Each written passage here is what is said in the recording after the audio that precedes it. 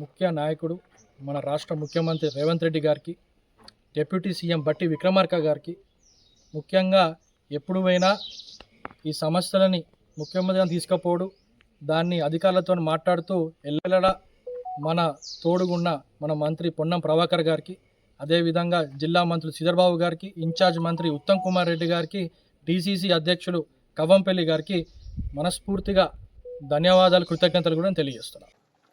గత 2 సంవత్సరాలు ఆ స్కీమ్ని ఆపి ఇబ్బంది పడుతున్న తరుణంలో మా దగ్గరకు వచ్చి వినతి పత్రం ఇచ్చడం జరిగింది.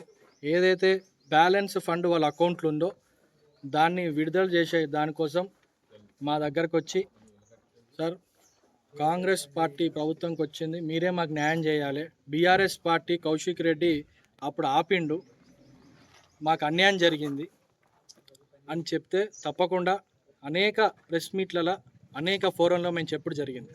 ఏమని, కాంగ్రెస్ పార్టీనే పనిచేస్తుంది, మీరు అదేరే పడకండి, ధైర్యంగా ఉండండి, కాంగ్రెస్ పార్టీ మీ పక్షాన ఉంటుంది, ఎస్సీ సామాజిక వర్గానికి అన్ని విధాలుగా ఆదుకునేది కాంగ్రెస్ పార్టీనే అని మేము అనేక సందర్భాల్లో చెప్పినాం.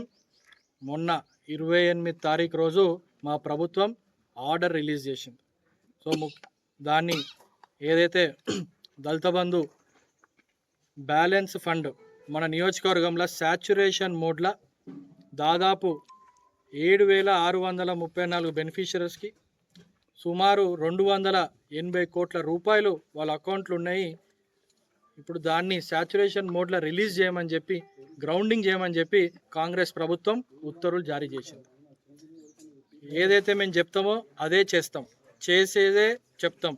కాంగ్రెస్ పార్టీ మాటిస్తే తప్పని పార్టీ కాంగ్రెస్ పార్టీ. ఖచ్చితంగా ఆ రోజు మా పార్టీ వల్లనే మీకు న్యాయం జరుగుతుందన్నాం, మరొకసారి చేసి చూపించు. అదేవిధంగా లబ్ధిదారులందరికీ నా ఒక విన్నపం ఏంటంటే, పోయిన ప్రభుత్వం లాగా అవకతవకలు చేసుకుంటా స్కాములు ఇష్టమైనట్టు ఏదైతే చీటింగ్ జరిగినాయో ఈసారి ఖచ్చితంగా లబ్ధిదారులకి న్యాయం జరిగేటట్టు, డైరెక్ట్ వాళ్ళ అకౌంట్లనే డబ్బులు పడేటట్టు ప్రక్రియ మొదలవుతుంది. దయచేసి ఎవ్వరి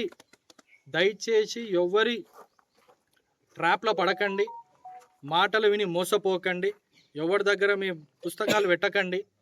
అధికారుల దగ్గరనే వాళ్ళు నేరుగా మిమ్మల్ని పిలుచుకొని డైరెక్ట్ మీ అకౌంట్లో మీ ఖాతాలనే ఆ డబ్బులు జమ అవ్వడం జరుగుతుంది.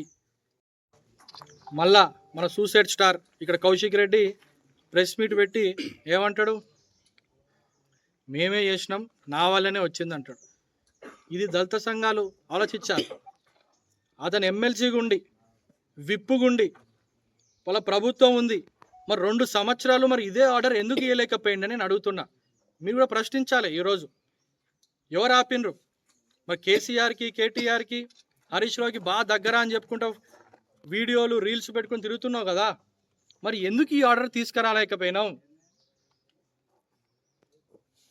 నీకు వీళ్ళ ఎమోషన్ని, ఈ దళిత బంధు అనే ఒక సబ్జెక్ట్ని పట్టుకొని నువ్వు హైలైట్ కావడానికి వాడిని వాడుకున్నావు.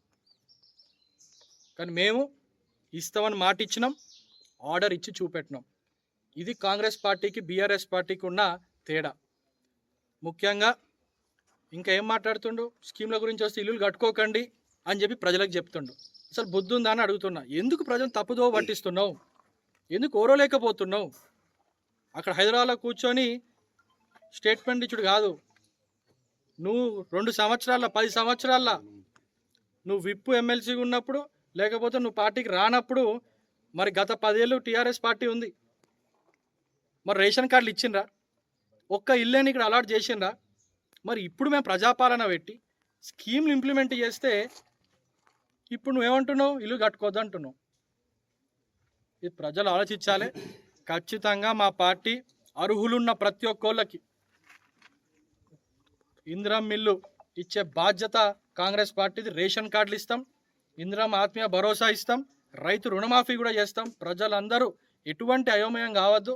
ఆ తల్లబోలే మాటలు ఎమ్మెల్యేది విని మళ్ళొక్కసారి ఎటువే మోసపోవద్దని చెప్పి నేను కోరుకుంటూ అందరికి విన్నపం చేస్తున్నాను.